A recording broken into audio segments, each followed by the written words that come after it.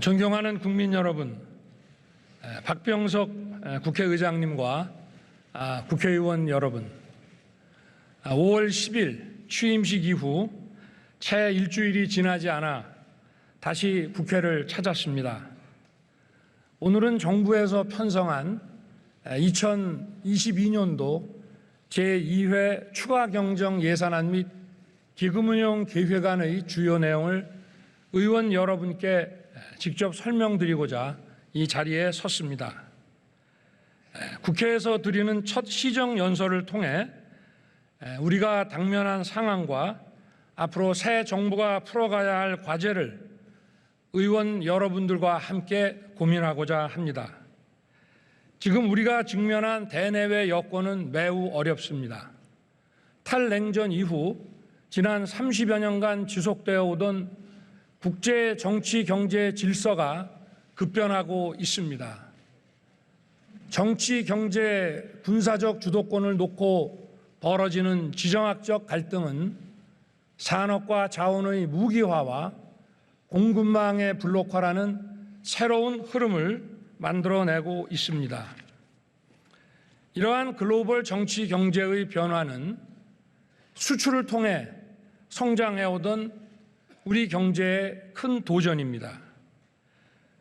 국내외 금융시장도 불안정합니다. 높은 수준의 인플레이션이 지속되면서 금리 인상과 유동성 축소 속도가 빨라지고 있어 금융시장에도 부정적인 영향을 미치고 있습니다. 높은 물가와 금리는 취약계층에게 더 큰 고통을 줍니다. 방역 위기를 버티는 동안 눈덩이처럼 불어난 손실만으로도 소상공인과 취약계층에게는 치명적입니다. 우리의 안보 현실은 더욱 엄중해지고 있습니다. 북한은 날이 갈수록 핵무기 체계를 고도화하면서 핵무기 투발 수단인 미사일 실험 발사를 계속 이어가고 있습니다. 제가 취임한 지 이틀 뒤인 지난 5월 12일에도 북한은 미사일 3발을 발사했습니다. 올해 들어서만 16번째 도발이며 핵실험을 준비하는 정황도 파악되고 있습니다. 형식적 평화가 아니라 북한의 비핵화 프로세스와 남북 간 신뢰 구축이 선순환하는 지속 가능한 평화를 우리는 만들어가야 합니다. 이번 주에 방한하는 미국 바이든 대통령과 인도 태평양 경제 프레임워크를 통한 글로벌 공급망 협력 강화 방안을 논의할 것입니다. 공급망 안정화 방안뿐 아니라 디지털 경제와 탄소 중립 등 다양한 경제 안보에 관련된 사안이 포함될 것입니다. 정부가 주요국과 경제 안보 협력을 확대하고 국제 규범 형성을 주도하기 위해서는 국회의 도움이 절실합니다.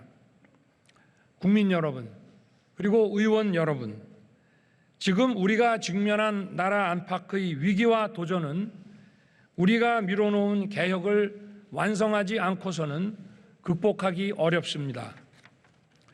지속 가능한 복지 제도를 구현하고 빈틈없는 사회 안전망을 제공하려면 연금 개혁이 필요합니다. 또 세계적인 산업 구조의 대변혁 과정에서 경쟁력을 제고하고 많은 일자리를 창출하기 위해서는 글로벌 스탠다드에 부합하는 노동 개혁 역시 필요합니다.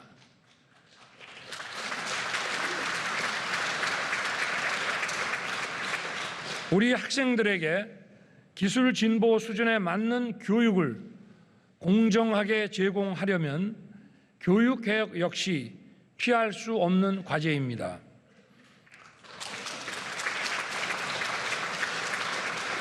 연금 개혁, 노동 개혁, 교육 개혁은 지금 추진되지 않으면 우리 사회의 지속 가능성을 위협하게 되고 더 이상 미룰 수 없는 과제가 되었습니다. 정부와 국회가 초당적으로 협력해야 합니다.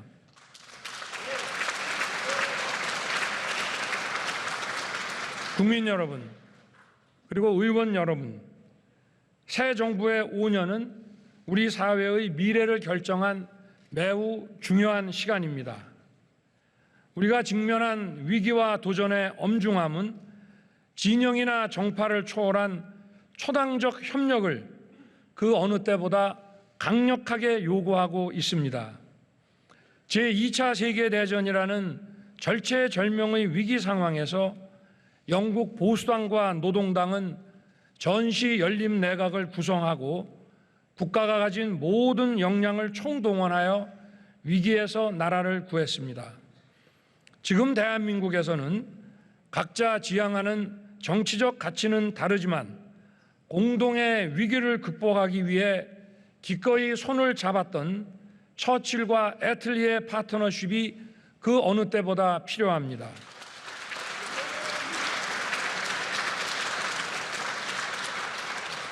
진정한 자유민주주의는 바로 의회주의라는 신념을 저는 가지고 있습니다. 의회주의는 국정 운영의 중심이 의회라는 것입니다.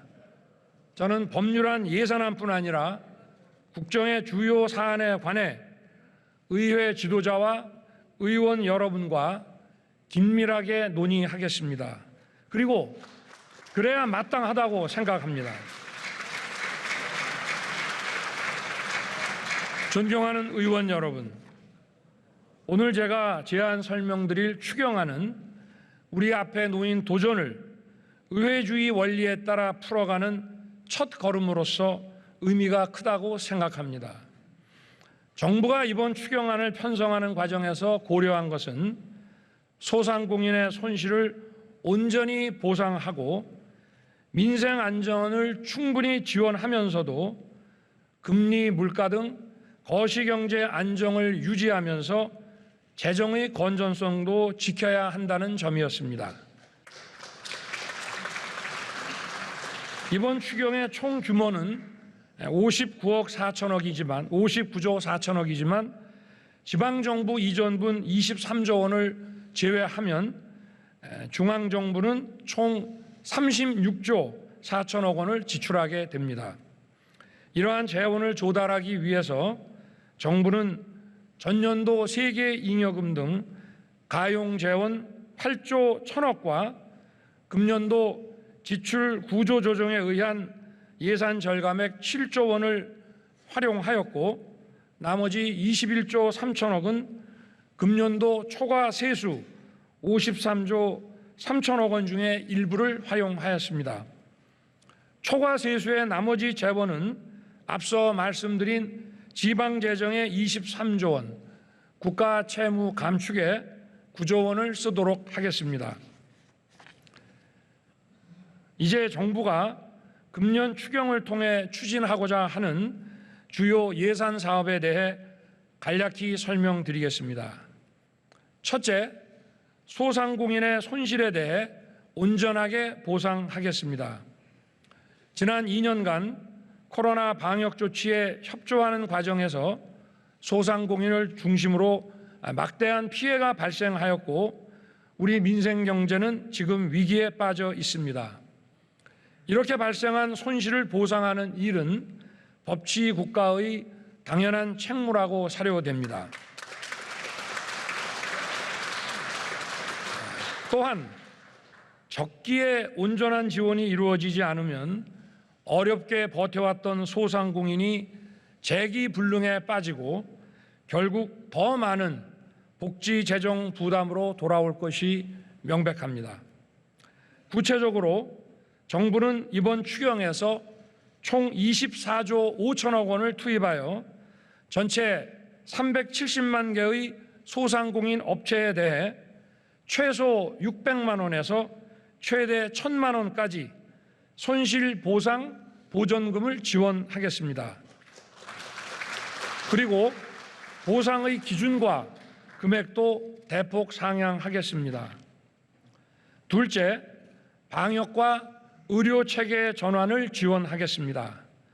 오미크론의 급격한 확산에 따른 진단검사비와 격리 및 입원 치료비, 생활지원비와 유급휴가비 등의 3조 5천억 원을 지원할 것입니다.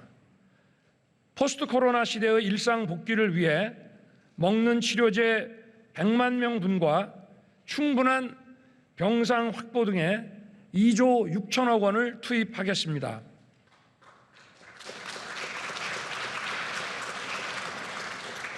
마지막으로 물가 등 민생 안전을 위해 총 3조 1천억 원을 지원하겠습니다. 그리고 저소득층의 실질 구매력 보완을 위해 4인 가구 기준 최대 100만 원의 한시 긴급생활지원금을 총 227만 가구에 지급하겠습니다. 그리고 서민을 위한 저금리 대출 지원, 냉난방 부담 완화를 위한 에너지 바우처, 대학생들에 대한 근로장학금, 장병들의 급식비 인상 등 현재 인플레이션으로 어려움을 겪고 계신 분들을 꼼꼼하게 살펴서 지원하겠습니다. 또한 손실보상의 사각지대에 있는 특수형태 근로종사자, 프리랜서, 저소득 문화예술인, 법인 택시와 버스 기사 등 총 89만 명에게도 고용 및 소득 안정자금을 지원하겠습니다. 아울러 서민들의 장바구니 부담 완화를 위해 농축수산물 할인 쿠폰을 최대 585만 명에게 추가 지원하고 농어민에 대한 생산자금 지원을 강화하겠습니다. 이번 추경에는 산불 등 재난피해 지원을 위한 예산도 담았습니다. 정부는 산불 피해로 인한 이재민들께서 조속히 일상의 삶으로 돌아갈 수 있도록 최대한 지원하겠습니다. 존경하는 의원 여러분, 우리는 코로나 바이러스의 위협에 노출된 북한 주민에게 필요한 지원을 아끼지 않아야 합니다. 저는 인도적 지원에 대해서는 남북 관계의 정치, 군사적 고려 없이 언제든 열어놓겠다는 뜻을 여러 차례 밝혀왔습니다. 북한 당국이 호응한다면 코로나 백신을 포함한 의약품, 의료기구, 보건 인력 등 필요한 지원을 아끼지 않겠습니다.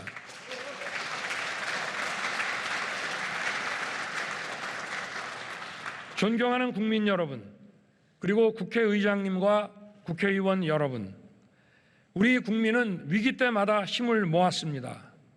우리 국민은 모두가 힘들었던 코로나 상황 속에서 너나 할 것 없이 이웃들을 보호하기 위해 자신의 피해는 기꺼이 감내하였습니다. 이제는 정부와 국회가 나설 때입니다. 국민의 희생이 상처가 아닌 자긍심으로 남도록 마땅히 보답해야 한다고 생각합니다. 이번 추경안은 소상공인에 대한 손실보상과 서민 생활의 안정을 위한 중요한 사업들을 포함하고 있습니다. 민생 안정이 그 어느 때보다 시급하다는 점을 고려하여 추경이 이른 시일 내에 확정될 수 있도록 국회의 협조를 간곡히 부탁드립니다. 그리고 추가 경정 예산안뿐 아니라 다른 국정 현안에 관해서도 존경하는 의원 여러분께서 깊은 관심을 가지고 도와주실 것을 부탁드립니다. 우리는 여야가 치열하게 경쟁하면서도 민생 앞에서는 초당적 협력을 통해 위기를 극복해온 자랑스러운 역사가 있습니다. 존경하는 박병석 국회의장님, 그리고 의원 여러분, 오늘 이 자리가 우리의 빛나는 의회주의 역사에 자랑스러운 한 페이지로 기록되기를 저는 희망합니다. 감사합니다.